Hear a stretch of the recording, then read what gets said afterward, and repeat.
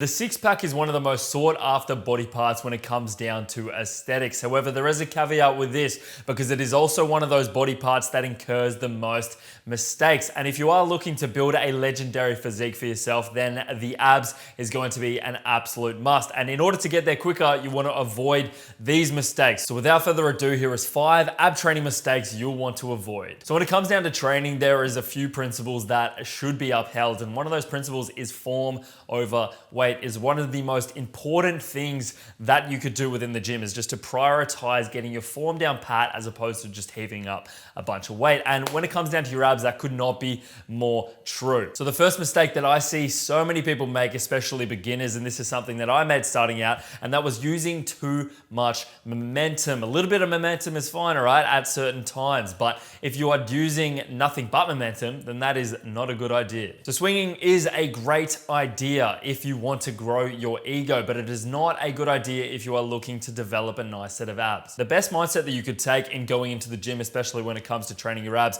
is quality over quantity, form over weight. Speaking of quality, guys, training is all about control. And if you are not getting a good contraction, which is the second mistake here, then you are leaving a whole bunch of gains on the table. You could do about 1,000 body weight crunches, but if you are not getting in a good, effective contraction, then you are simply wasting your time and effort. And I know you've been there, I've certainly been there and done that. You've been on the ground, you think like, all right, it's ab time, and you're just doing one of these ones, inflatable arm flailing 2-man all over the place, and you're just simply not getting a lot of bang from your buck by doing so. So another confusion point when a lot of people start out is when to breathe, how to breathe. A lot of people are going through exercises, they'll be doing the squat, they'll be doing a pull down, they'll be doing absolutely anything, and they just have no idea of what kind of pattern of breathing they should take in order to optimize it. Now, it should not really be too complex, but when it comes down to the abs, it is very, very important for you to be getting a full deep breath. Or more importantly, the third mistake, guys, is not breathing out fully. Now, I don't mean to just huss a little bit of breath from your nostrils like this,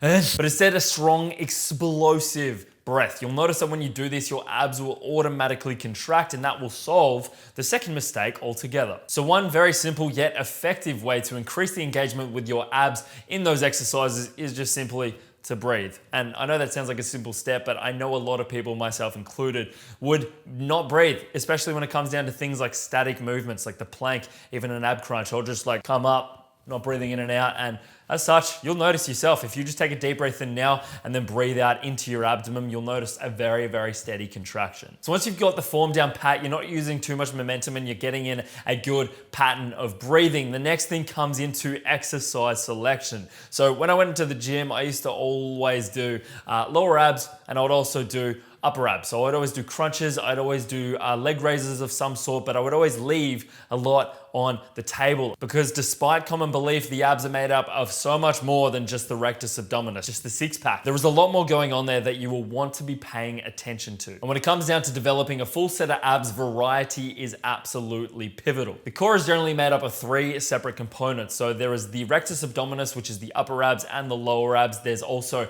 the serratus and then the obliques. And in order for you to develop a full set of abs, you will want to be paying each of these areas appropriate amounts of attention. And if you want a very, very easy way to do so, here is a fantastic video that you can check out that will hit every single area of the abs in just 10 minutes. And if you're feeling too lazy to even put 10 minutes into your health and fitness, then that is my 5th mistake for you. It is simply being too lazy. If you wish to grow your abs and develop a nice looking midsection, then you must train them directly. And a lot of people seem to forget this step. A lot of people seem to pin the lack of ab development or lack of sight of abs to the kitchen, which definitely plays its role in seeing your visible abs. But in terms of actually growing, developing, and sculpting out a very, very impressive midsection, you will need to be training them directly. There is no other way around it. It's just like saying, I'm not gonna go to the gym, I'm gonna go to the kitchen and just eat well, and I'm gonna grow some biceps. That's just not how it works. Same thing goes with your abs. Very important to be training them directly if you do want to maximize your output. So I hope you did enjoy this one, guys.